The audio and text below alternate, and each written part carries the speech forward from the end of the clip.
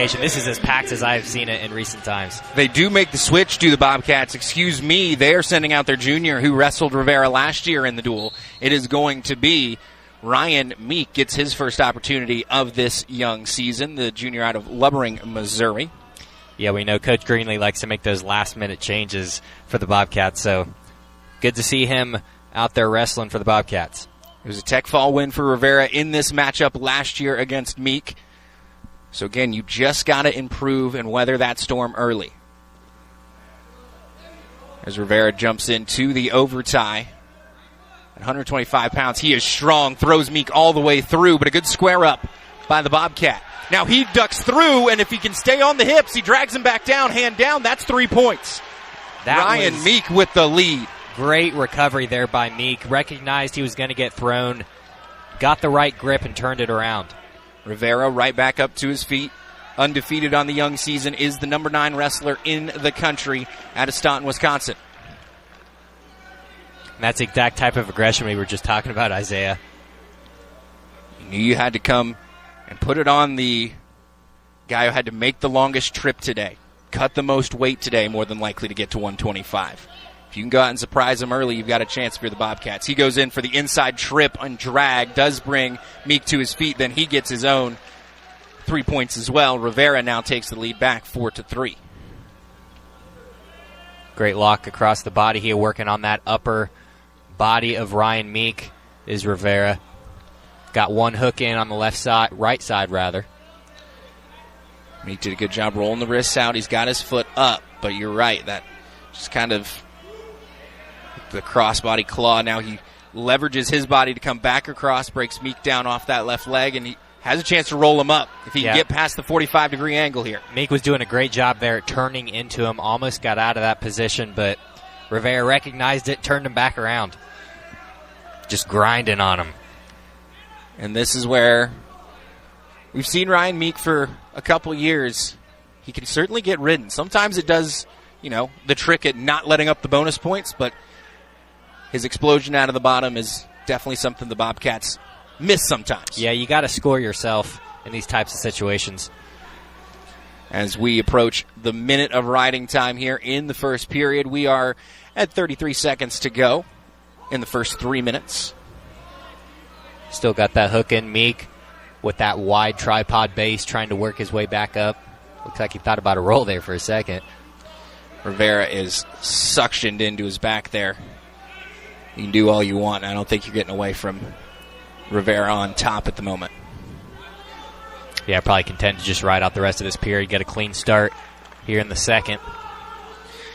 5 seconds on the clock. Meek doesn't look like he's going to even be able to really put his head up, and that's how we go to period number 2. The Bobcat with the surprise takedown to get it going, but Rivera quickly back and dominating on top. Yeah, but again, 1 point lead, that's not the worst start in the world by any means for Ryan Meek. See what he can do on top here.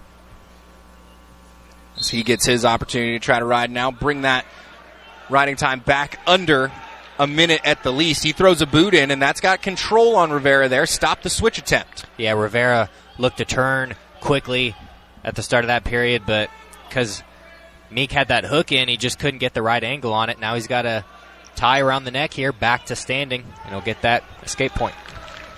Good job by Rivera. Constant motion down there on the bottom kept Meek uncomfortable, even if he was in the control position. There's a shot for Meek. Rivera did very well at the Cyclone Invitational last week. Went 3-0 to win that title. That's what earns him that ranking, is Meek trying to come around the back there. Rivera pushes back in well, but Meek's got the hips. He's just kind of got to slide that foot into a better position. They're going to go ahead and give him the 3. As the hand post out of Rivera turns into the 3 points there for Ryan Meek. Yeah, that was beautiful. It was all about control. I agree with the referee there. He had enough of it to get that takedown scored. And now with Rivera kind of letting the foot be a seatbelt across there, Meek just riding. He's got it under a minute now, so he's got the lead. Yeah, if he can lock up that figure 4, well, too high now, but trying to shake him off is Rivera. And the 2 points out of the Badger for the reversal, right back on top. This is a back and forth second period. It is 7-6 Wisconsin. And Rivera gets to put that riding time right back up on the board as we are at 20 to go in period number 2. Nothing but action at 125 pounds. Both these guys are so good at getting locks on the other man that, when they're working on him so much, that's how they get these reversals that they've been getting back to the feet, thrown back to the mat. Good job by Meek to keep his feet. Now he's swimming for the head. Does he have enough time to get the reversal? He does not. Almost shrugged him off there. Period runs out. Rivera does a good job to suck himself in so he doesn't get thrown off the top there. 2 minutes back on the board for period number 3. 1:18 of riding time for Rivera, but the way that Meek's been able to catch him in spots, you can't say that 18 seconds is safe, but a big super duck turns into another 3 points for the Badger. Disappearing act on him. Yeah, neutral start. Meek gave challenge to Meek there. Meek didn't want to spend too much time on the bottom there, wanted to get his opportunity to score on his feet, but it did not work. As now Rivera up 10-6, riding time point going to be locked in the way he has been riding so far in this match. But Meek to his feet, if he can fight hands, and Rivera with a great front trip to get him back. Yeah, wasn't able to really get any momentum or turn there. Kept a really wide base like he is now. That's enabling him to get back to his feet, but you got to fight the hands when you get up or else, you're going right back down. As they're going to go stalling on Rivera as he's been returning plenty, but once he's been back to the quad pod position there, he's not doing a lot. He's not working for a fall, back points or a fall or anything. Yeah, I agree with that call. Meek had some success here in this referee position here, so we'll see if he can do it again. Off the immediately back to his feet. Good restart to get to the feet, but now you've got to get the hands away. He's got to turn.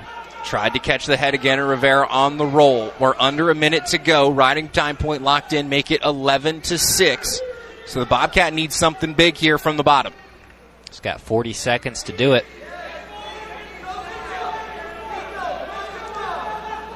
As Rivera just has been dominant on top here, not letting Meek get away at all. Even when there's hip separation, he is quick to suck him back in.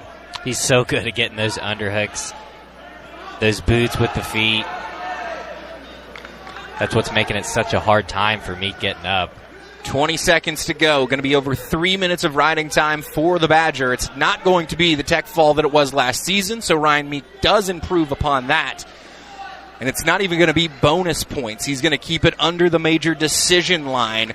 So this one's going to be 3-0 Badgers as Nicolas Rivera, number 9 man in the country, picks up the 11-6 victory over Ryan Meek. If I'm Meek, I'm proud of that performance, though. You're going against one of the best guys in the Big Ten, one of the best guys in the country, and you put out